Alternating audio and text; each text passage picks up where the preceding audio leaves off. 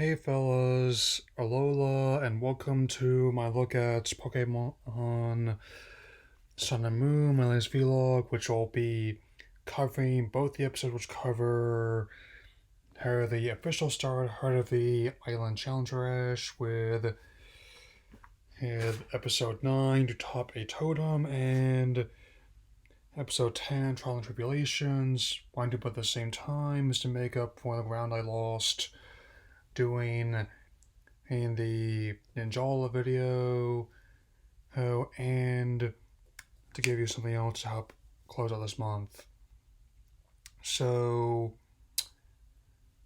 episodes officially show fly how Ash and how Ash meeting the Kahuna of Melemele Island, Hala. And also he must deal with a horde of Alolan Rattata and Raticates, which are causing a ruckus and eating everyone's food supply. In order to do this, without directly battling every one of them, he ends up seeking help from the unstarted Pokemon, a Gumshoos, evolved from a Yungoos, and I just gotta say, in terms of design, it's probably just a coincidence. And I don't think it was really intentional on the developer's part at all, personally. Hey, no disrespect intended. So, it also introduces this version of Officer Jenny to this series. I really like the whole idea of her cruiser as well as the armor that she's wearing on duty. What do you mean? Even in a later episode where she's wearing swimwear, here it looks kind of like that, but that's not important right now.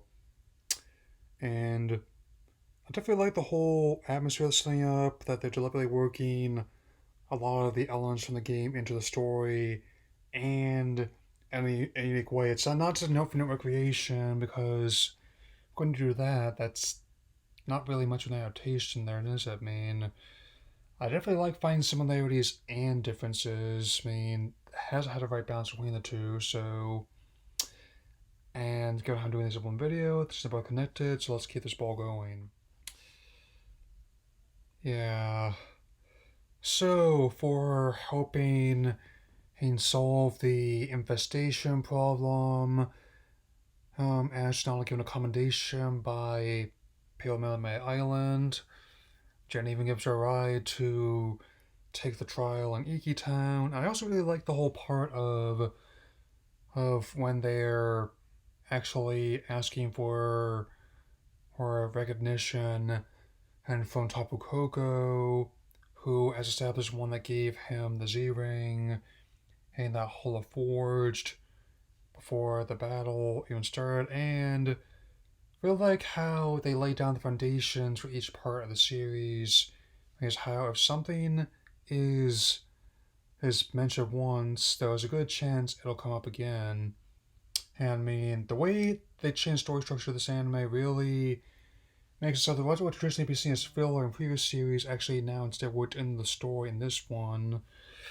Why that I think out of all the ones I've seen, it maybe have the fewest episodes I've disliked out of any series, and initially this rankled fans, but I think in hindsight it was really the right call, especially given how the subversiveness is also playing a part in the new series as well.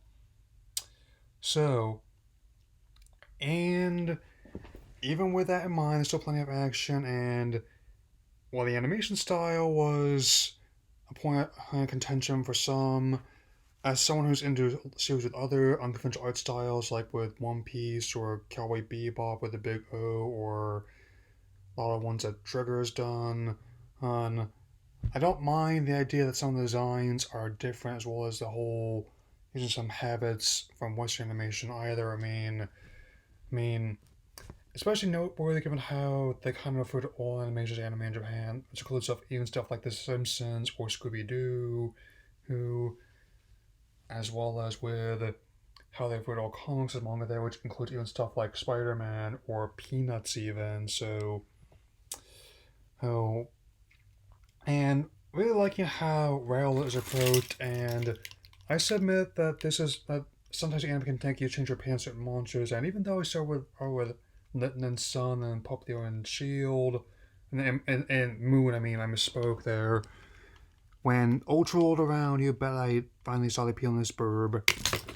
And the Kahuna's Crabola puts up a good fight, as does his Hariyama, but it's ultimately Pikachu and Ash are victorious, and while the Kahuna wants to give him a fight to EMZ, he instead, on top of the normal items he got from from Gumshoes, he also gets a new EMZ, he from Tapu Koko, so it definitely has a sense of combining the fantastic with the everyday, and that's a quality I've always liked about a lot of stuff. So, anyway, that'll be all I have to say for now.